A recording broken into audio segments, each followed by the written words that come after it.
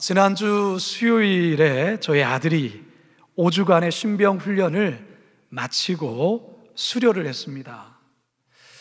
자녀를 군대에 보낸 부모들의 마음은 다 똑같을 겁니다. 유약하게만 보이는 자녀가 과연 이 군대에서의 훈련들, 각계 전투며 혹독하다는 화생방 훈련이며 행군을 무사히 마칠까, 5만 가지 생각으로 걱정을 합니다. 저도 겉으로는 티를 내지는 않았지만 마음은 다른 부모와 똑같았습니다. 훈련소에 입소한 지 한 열흘 정도 지났을 때 처음 아들로부터 전화가 왔습니다. 10분 통화가 허락된 겁니다. 목소리를 듣는데 그냥 목이 메어서 제대로 말을 하지를 못했습니다. 아들 또한 울먹거리다 하는 말이, 밥도 잘 나오고 훈련도 잘 받고 있으니 걱정하지 마세요, 이렇게 말하는데 참 그 말이 얼마나 고맙게 여겨지고 또 대견했는지 모릅니다. 그렇게 시간이 흘러서 지난 수요일에 드디어 수료를 하게 된 겁니다. 요즘에는 코로나 때문에 수료식 현장에 가족들이 갈 수가 없습니다. 그래서 유튜브 영상으로 이제 수료식 장면들을 이렇게 시청을 했는데요. 수료생들 모두가 절도 있는 이 경례와 거수경례와 우렁찬 이 기합 소리를 내는데 정말 대한민국의 늠름한 군인으로 바뀌어 있는 겁니다. 처음 입소할 때는 그저 20살의 앳된 청년이었는데 5주 만에 이렇게 달라진 모습에 정말 놀랐습니다. 여러분, 저희 아들이 이제 신병훈련을 잘 받았기 때문에 이제 군 생활을 마쳐도 될까요? 절대 아니죠. 이제부터가 진짜 군 생활 시작입니다. 성도 여러분, 제가 왜 저희 아들 군대 얘기로 설교를 시작할까요? 우리가 지금 사도행전을 매주마다 함께 말씀의 은혜를 받고 있습니다. 지금 초대교회 성도들 상황이 저희 아들의 상황과 너무 유사하다는 생각이 들었습니다. 성령의 강력한 역사와 베드로의 설교로 3,000명의 유대인들이 그리스도께로 돌아왔습니다. 회심한 유대인들은 예수 그리스도의 이름으로 세례를 받았고 예루살렘 초대교회의 정식 교인이 되었습니다. 자, 그렇다면 이제 다 된 겁니까? 이것으로 끝입니까? 아니죠. 이제부터가 본격적인 신앙생활을 시작하는 겁니다. 복음으로 세상을 뒤엎을 그리스도의 강한 용사로 이제부터 자라가야 하는 것입니다. 그렇다면 어떻게 이 초대교회에 갓 입문한 이 그리스도인들이 이제 그리스도의 강한 용사로 성장해 나갈 수 있는지, 이제 본문으로 들어가 살아계신 하나님의 음성 듣게 되길 간절히 축원합니다. 한번 따라 하시겠습니다. 사도들의 가르침을 받았습니다. 사도들의 가르침을 받았습니다. 예루살렘 초대교회에 갓 입문한 이 3,000명의 유대 그리스도인들은 모든 것이 새롭고 생소할 수밖에 없습니다. 뭘 어떻게 해야 될지를 사실 모르죠. 바로 이때 이들의 신앙의 모든 교육과 모든 신앙생활을 도와줄 조교와 같은 역할을 하는 자들이 있었습니다. 그들이 누구냐? 바로 사도들이었습니다. 오늘 본문 42절 상반절을 함께 읽습니다. 시작. 그들이 사도의 가르침을 받아. 이 가르침이라 번역하고 있는 헬라어는 디다케입니다. 디다케. 이 단어의 뜻은 가르침에 의해 전달된 교훈이나 교설을 원래 의미하는 단어가 이 디다케입니다. 아마도 사도들은 예수님이 이 공생의 기간 중에 자신들에게 전했던 이 산상수훈의 말씀이나 천국에 관한 비유 등을 아마 가르쳤을 것입니다. 더 나아가서 모세오경과 선지서 그리고 시편 속에 담긴 그리스도에 관한 예언과 복음에 대해서도 해석해주고 가르쳤을 것입니다. 무엇보다도 하나님의 무한하신 자비와 사랑을 십자가로 이룬 일에 대해서 가르쳤을 것입니다. 이처럼 사도들은 기독교에 갓 입문한 유대 회심자들에 대해서 열과 성을 다해서 가르쳤던 것이죠. 회심자들 역시도 마치 갓난아기가 엄마의 젖을 힘있게 빨듯이 사도들의 가르침을 있는 그대로 수용하고 또한 받아들이면서 그리스도의 제자로 서서히 성장해 갔던 것입니다. 여러분, 신병훈련소에 처음 입소한 훈련병들은요, 그야말로 어리버리합니다. 실수를 연발하고요, 산만하고 자주 까먹고 그렇습니다. 그런데 한 주가 지나고 2주가 지나고 3주가 세 번째 주가 지나고 이러면서 이들은 서서히 군인다운 모습으로 변해갑니다. 5주가 되었을 때는 완전한 군인으로 거듭나게 됩니다. 그런데 여러분, 이들이처럼 대한민국의 군인으로 완전히 거듭나는 데에 절대적인 역할을 감당하는 이들이 누구냐? 그게 바로 조교들입니다. 훈련소의 조교들은 때로는 무서운 호랑이처럼, 때로는 따뜻한 형님처럼 훈련생들을 가르치며 지도를 합니다. 그러면서 훈련병들이 서서히 앳된 청년에서 용맹한 군인으로 변해가는 것이죠. 성도 여러분, 우리들도 마찬가지예요. 처음부터 완전한 그리스도의 병사가 되는 것은 아닙니다. 처음 예수를 믿을 때 우리 모두는 어리버리해요. 오합지졸이에요. 실수도 많아요. 그런 우리들이 서서히 훈련받으면서 그리스도의 장성한 분량까지 자라가게 되는 것입니다. 올해 우리 교회 표어가 무엇이죠? 장성한 분량까지 자라가라. 비록 코로나 상황 속에 우리가 이전처럼 대면에서 훈련을 지금 하지는 못하고 있지만, 그럼에도 불구하고 우리 교회는 지난 1년 6개월 동안 온라인을 통해서 다양한 사역들이 진행되었고, 또 우리 성도님들은 여러분들이 순종하면서 많은 다양한 사역들의 훈련들을 받았고 지금도 받아오고 있어요. 특별히 올해 새롭게 시작된 소그룹 제자 훈련에 약 100여 명의 항존직분자들이 참여하여 훈련을 받고 있는데요, 저를 포함해서 우리 12분의 부목사님들이 조교가 되어서 우리 제자 훈련생들을 아주 혹독하게 열심히 가르치고 있어요. 원텐텐 가정예배를 통해서 가정에서의 영성을 어떻게든 지켜나가도록 애를 쓰고 있지 않습니까? 우리 교회가 성경 통독과 필사운동을 통해서 말씀에 가까이 할 뿐만 아니라 온라인 기도회를 통해서 우리 성도들이 더위에 지치거나 나태해지지 아니하도록 교회는 끊임없이 성도들을 훈련케 하고 있다는 것입니다. 뿐만 아니라 우리 교회는 자녀 세대와 3040 젊은 부부 세대들에 대한 꾸준한 준비와 다양한 미디어 사역을 통해 미래 목회를 준비하고 있습니다. 이처럼 시대적 변화에도 다양한 시도와 도전, 그리고 새로운 가르침에 우리 성도들 모두가 초대교회 성도들처럼 이 가르침을 잘 받게 된다면, 지금까지 하나님께서 우리 교회를 보살피시고 놀라운 은혜로 붙들어 주셨던 것처럼 다음 세대에 우리 거룩한 빛 광성교회는 더 놀라운 역사들을 이루는 교회로 쓰임받게 될 줄로 믿습니다. 여러분, 이번 도쿄올림픽에 깜짝 금메달을 따면서 국민들을 놀라게 한 선수가 있어요.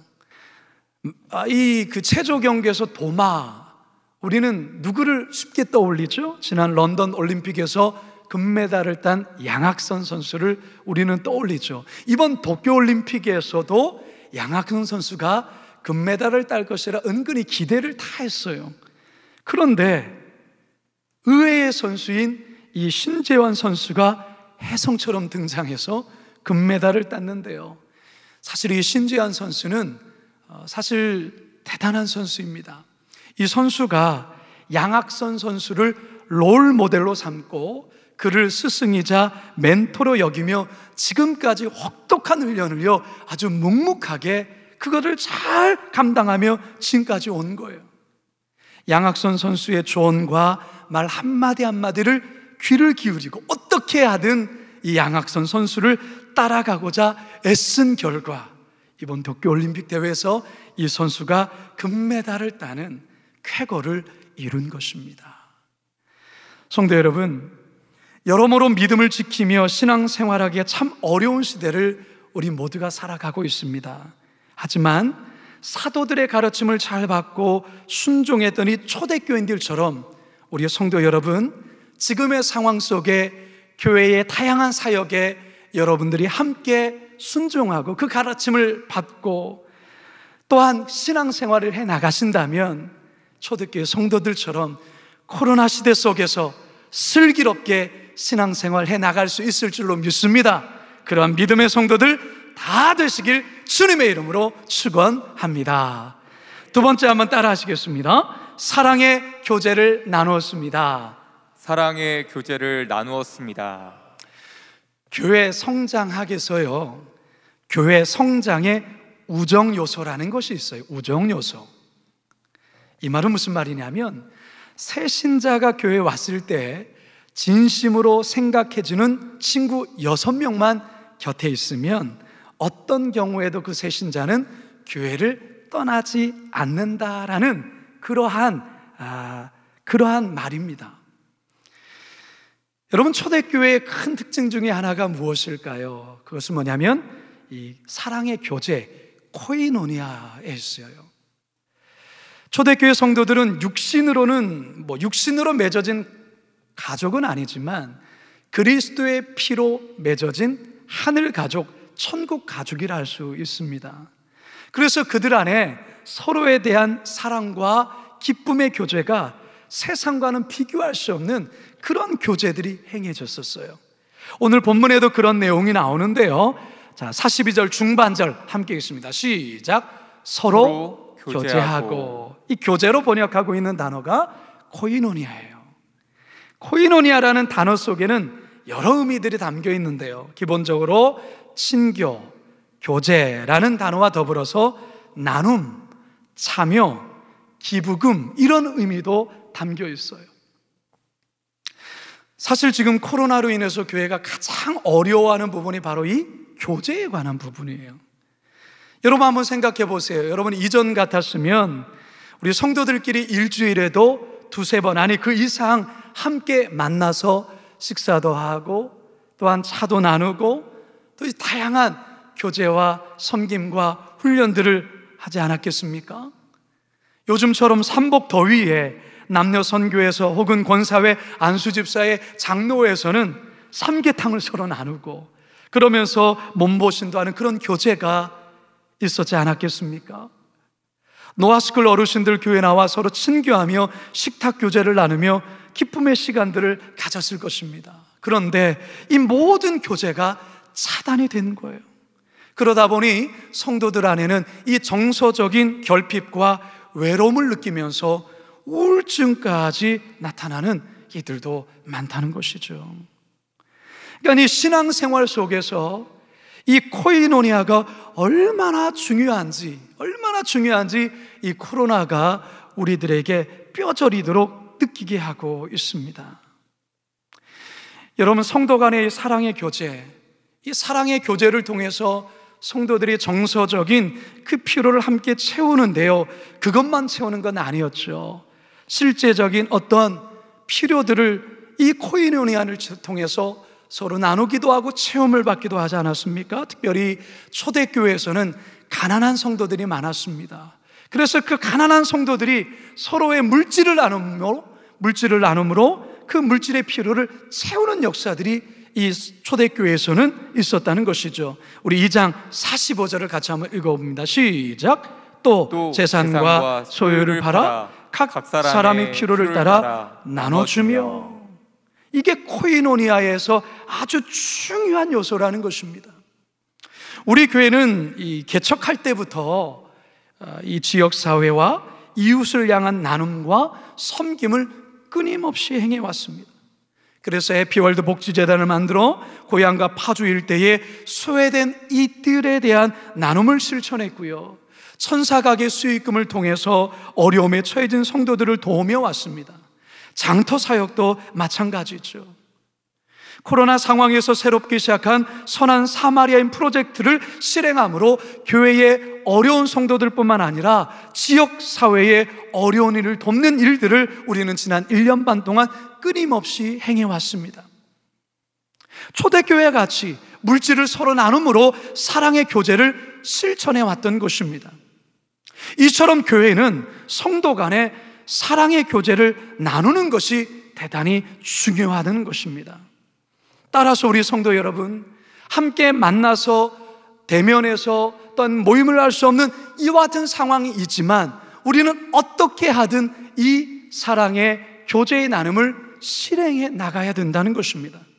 외롭고 소외된 이들에게 전화 통화를 통해 안부를 묻고, 코로나 상황에 갑자기 우울증이 찾아와 어려운 자들을 또한 만나주시고, 뿐만 아니라 오랜 질병에 지쳐있는 성도들을 응원하며 격려하며 힘을 불어넣어주는 일 또한 우리는 어떻게든 감당해내야 되는 것입니다.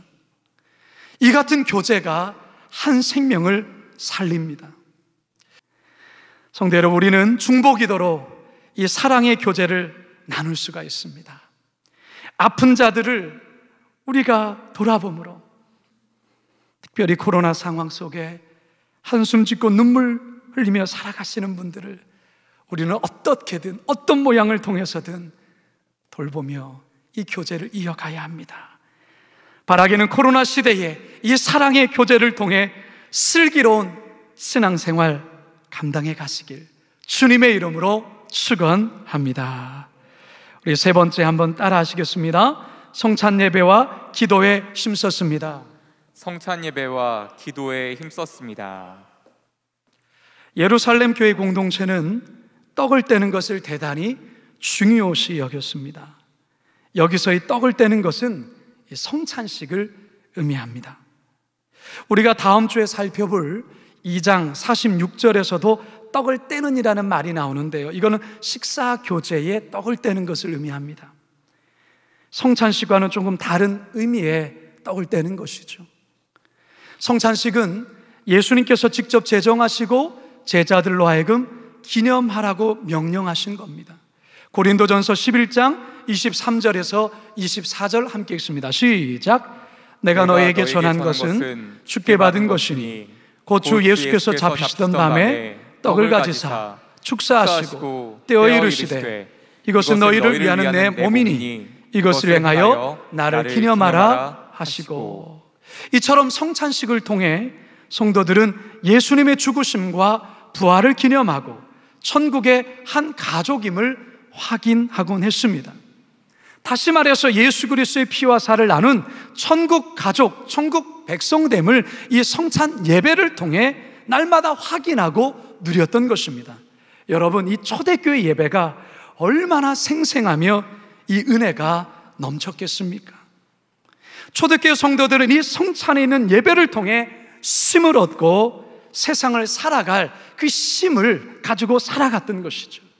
어떤 핍박 속에도, 위협 속에서도 믿음을 지키며 그리스도인이라는 그 정체성을 가지고 살아갔던 것입니다. 성도 여러분, 예배가 무엇입니까? 예배는 하나님과의 뜨거운 만남입니다. 여러분, 예배를 통해서 반드시 하나님과 만남의 사건이 예배 때마다 여러분 개인적으로 있어야 합니다. 예배는 그리스도인들에게서는 심장과도 같은 것입니다. 여러분, 심장이 펄떡펄떡 뛰어야 그 피가 온 몸에, 온 구석구석에 전달되어서 건강하게 살아갈 수 있는 것입니다. 마찬가지로 예배가 그 교회 안에서 역동적으로 일어나게 되어질 때 그 교회의 각 부서와 각 요소가 힘있게 살아갈 수 있는 것이죠. 오늘날 부흥하는 교회를 보면 이 예배가 살아있는 것을 볼 수 있어요. 시들해져가는 교회, 부흥하지 않은 교회를 보게 되어지면 예배가 죽어 있다는 것입니다. 사랑하는 성도 여러분, 우리의 예배가 살아있는 예배가 되기를 원합니다. 예배 때마다 생생하게 살아계신 그 예수님을 만나는 역사가 있기를 주님의 이름으로 축원합니다.